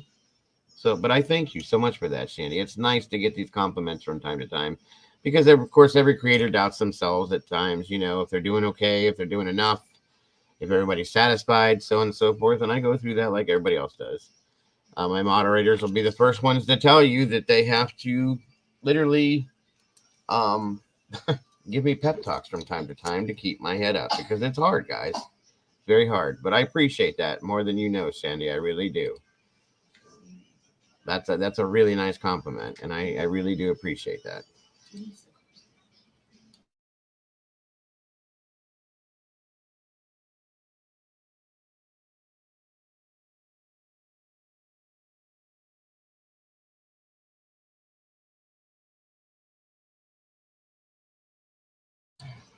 All right.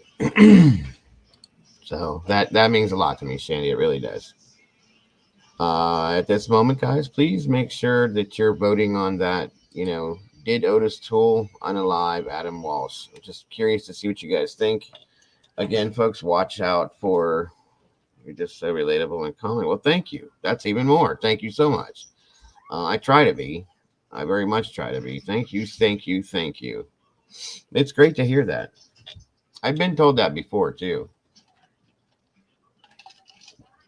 But it's nice to see that you guys think that way of me. I appreciate that so very much. One of the main things that I pride myself on is that I have my own thoughts and theories and opinions on some of these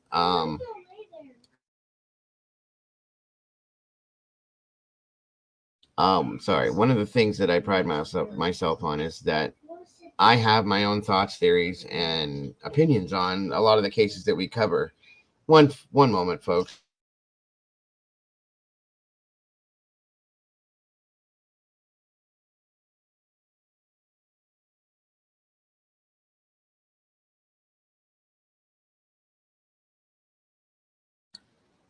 Sorry, my granddaughter's here and they keep jumping up and saying stuff to me. But anywho, and the fact is that I want everybody to be able to have their opinions and their thoughts and their own theories without having to agree with me. I don't believe that you guys come in here and it's either my way or no way. You know what I mean? That's not the way it's supposed to be.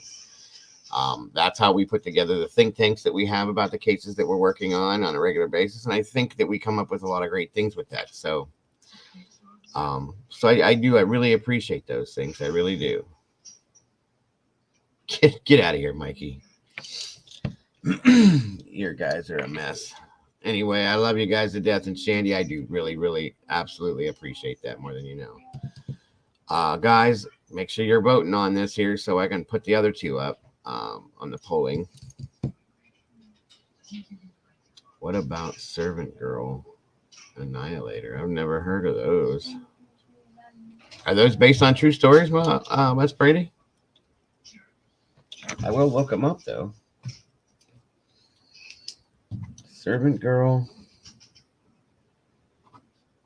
And what'd you say it was? Annihilate? Is that two different movies, or is that one specific? Is that one long name, Brady?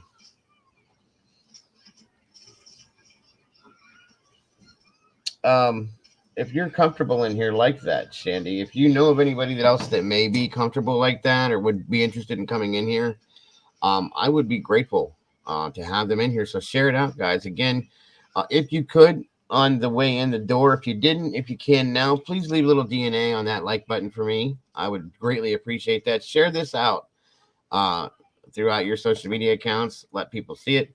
And please, at the end, leave me some kind of comment in the comment section. I would really appreciate that, as does YouTube. It helps me out a lot, guys, with the algorithm. I appreciate that so very much. One long name. Okay, I can look that one up, Brandy. I've never heard of that one, so I'll have to check it out. For sure. Sounds interesting, to be honestly, so I will check that one out. I love it when your granddaughter and your son pop up. Well, I'm very family-oriented, CC, as you well know. And come the weekend, Junie's always usually here for a couple of days. You did share it on Facebook. Thank you so much, CC. I love you so much for that. I appreciate that. Thank you, Pookie. Absolutely. Love that like button. All right, guys. So for as many people as we have in here, that one's probably good. Let's see what we got here. One moment, please. 50-50. Wow. That's interesting. I got 50 people. 50% of you guys said yes. 50% said no. That's awesome. All right. All right, guys. So at this point, then I guess we're just going to go with these two.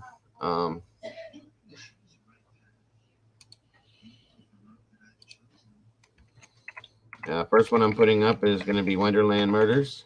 Okay.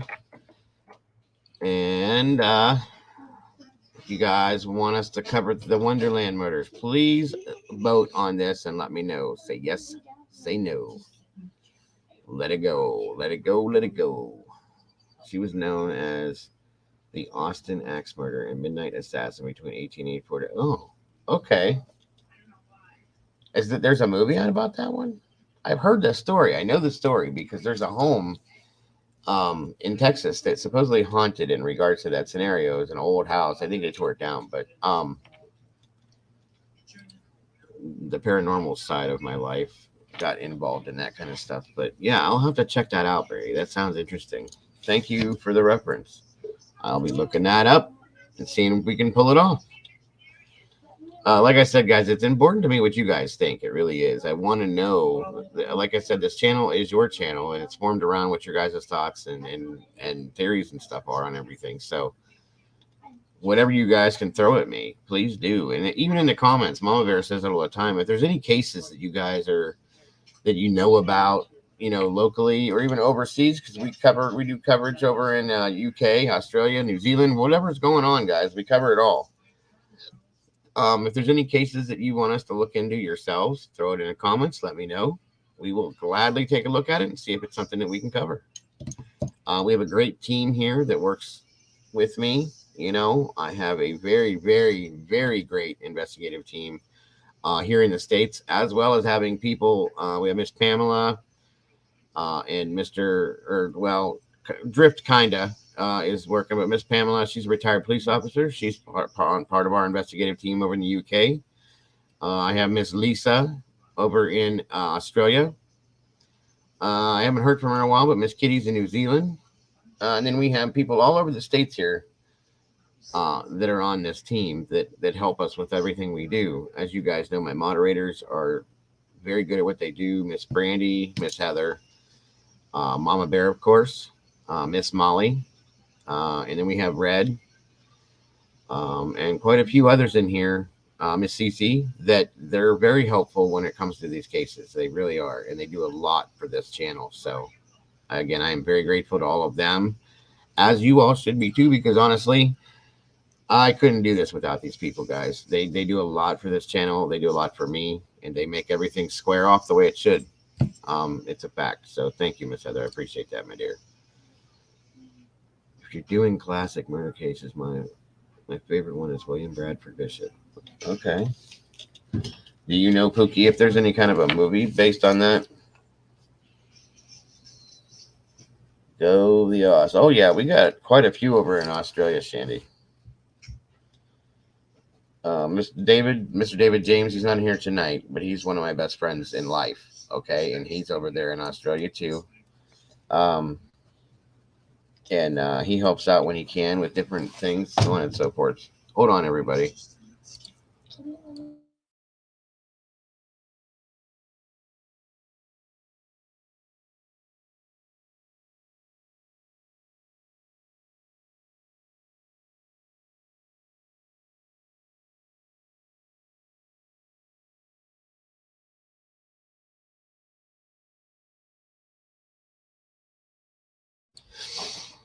All right. I got that written down, Pookie, and I will look into that for sure. All right, let me see what we got here. All right. Let's check this one out here. Well, again, Wonderland gave me 50-50. 50 of you said yes, and 50 of you said no. But if we get the case back out there, someone might get interested in writing a screenplay. Oaks from Acorns Grow. Hey, you never know. You never know. That's insane. How did that happen twice? That's never happened at all. All right, well, we're going to have to do a tiebreaker on that other one. But again, Texas Chainsaw Massacre, the true story behind that, which is actually a couple different stories, is up there now. Guys, vote. You got to vote on these guys so that they'll work right. But please vote. Let me know what you're thinking. And then we'll do the tiebreaker on the other one if we can. Again, guys, if there's any cases you're thinking about or anything like that, throw them in the comments for me. The comments after the show in the comments section, not over here in the chat. And let me know, about it. Mama Bear, Miss Heather, we'll take a look at them, see what we can pull out of it and what we can do. And it definitely is something that we have plenty to fill the schedule if we need to, but I want these things to be things that you guys are interested in too, okay? Please. William Bradford. WBB will totally creep you out. He could still be alive. They never caught him, but he did get someone after the... Oh, okay. Interesting. I've never even heard of that one, Pookie. Like, what year did that come out of? Do you know when it went down?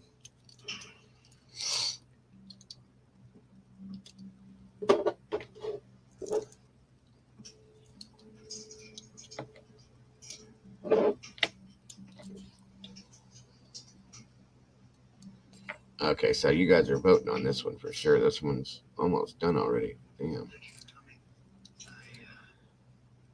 DNA, a woman ran for family came up. Okay, in the 70s. Gotcha. I don't know how many of you guys know about Wonderland, but there's a lot involved in that. That's the one that John Holmes was involved in, and there's quite a bit behind that story. It's an interesting story. The movie was really good too. And of course, the original, not all these sequels and these remakes and all that, but the original Texas Chainsaw Massacre story is based on a couple of different stories. So, well, you know, when we look into that, I'm sure you guys are familiar with who Ed Gein is and Norman Bates and all of these people. I'll be showing you the stories behind that stuff. He worked for the State Department. Okay. I will definitely be checking him out. I've never heard of it. It's weird, especially with what I do. I think I would, but I don't know everything. That's obvious. So let's see where we're at with this one now. See what we can get out of it. Again, guys, if you happen to see an ad pop up or a commercial or whatever you want to call them, please let me know if you see one.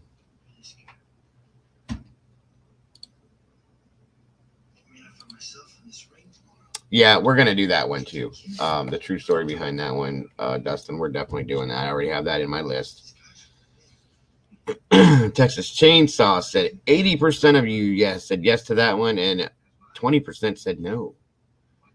Oh, well, as of right now, that's the winner, but we got to break the tie on the other one. So let's do this one again, but you guys got to make sure you vote. That way I can stop doing the poll.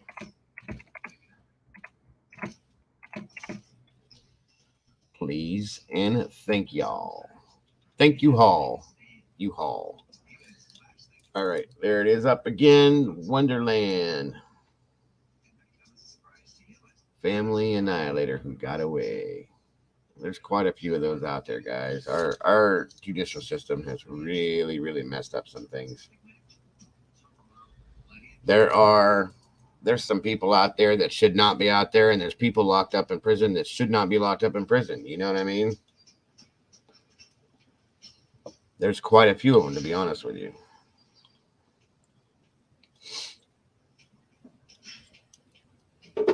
Quite a few. You all would not believe it, I'm telling you.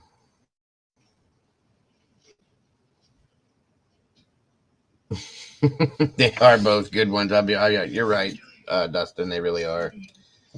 Chainsaw is one of my favorites because I'm a horror buff and I love it. And, you know, I really do. And the stories behind it, they're quite interesting. How they blended these stories together to make this movie. You know what I mean? So it is what it is. I vote yes for everything. It's all right. Don't worry about it. Don't worry about it. By the way, guys, I want to tell you once again how happy I am that you guys come to these in the evenings. It really means a lot to me, and I really enjoy doing this with you guys. So I like to keep doing this as long as I can. And again, there may be somewhere down the road I'm going to have to change up my hours to make some things better for the channel. So that's something we're going to be looking at too, possibly. Then someone attacks you, time seems, stand still for change. You think walk through the time loop. Yeah, that's very possible. Very possible. Come on, at least break the 75% mark. Thank you, Heather. For those of you that have not done it, please think about becoming a member, an official member. You're all members as far as I'm concerned and part of the family as far as I'm concerned. But just consider becoming a official Dago family member. And again, that gives you exclusive access to the Discord chat that we have and the movie nights that we're going to be starting, as Ms. Heather put up there, where we're going to actually be watching these movies, guys, that I'm giving you guys for homework. Okay. We're going to sit here and watch these movies on one day together. And then the next day, I'll tell you the real story behind it. Kind of a cool idea, I thought. And I got to thank Stevie and Dan over there at Publicly Buzzed. for giving me that. Me and Miss Heather had been talking for months upon months about being able to do like a movie night, and then just YouTube doesn't allow these kinds of things, So we found a way to do it. And again, thank you, Stevie and Mr. Dan at Publicly Buzzed for the idea. Good old Discord. So again, if you're already a member and you're already in that Discord, guys, if you're not in there, jump in there. There's a lot of people that are in there. And that gives you guys access to me 24 hours a day. And everybody else in our chat here are always in there having conversations about this, that. You guys get a little bit of an early bird look at what we're going to be talking about, and get questions answered. And you just get to hang out with some cool people because this community is absolutely amazing. So if you can, join the Discord, folks. If you don't know how to work it, if you want to get in there, we can have Miss Heather can invite you in, or somebody can invite you in, because the links don't seem to work very well. We've tried it, and once we figure out how the link works and we get that worked out, that's when we're going to start the movie night thing. So, and again, yes, thank you, Heather. If you guys haven't checked them out, go over and show some love to these. These are two really great guys. They want to run an amazing channel. They support us, and they have no holds barred, guys. It's very open over there, very relaxing, and freedom of speech, freedom of opinion, all of that. And they will listen to everything you got to say. So check out Steve and Dan over at Publicly Buzzed. They are a really, really great group of guys, folks. In fact, they'll probably be live here after me tonight, I do believe, if they're not there already. There you go. Miss Brady can do it too. If anybody is interested, that's a member in joining the Discord, let us know. And Miss Brady, Miss Heather, any of our moderators can give you an invite and get you in there, guys. It's called The Sauce, is the channel you guys would be in. And it's a channel set up just for the members, just for the meatballs. PPR, you can break anything, just mess with it. They are live now. Right, guys. So once we close this up here for the night, I'm going to be heading over there myself to Publicly Buzzed. So if you're not doing anything else, you're bored, come on over, guys. They would love to see you guys. Just tell them Dago sent you. They like to see us over there, guys. So thank you for that, Miss Heather. These are guys here. I guess that's probably going to do it for tonight. Let me check this real quick.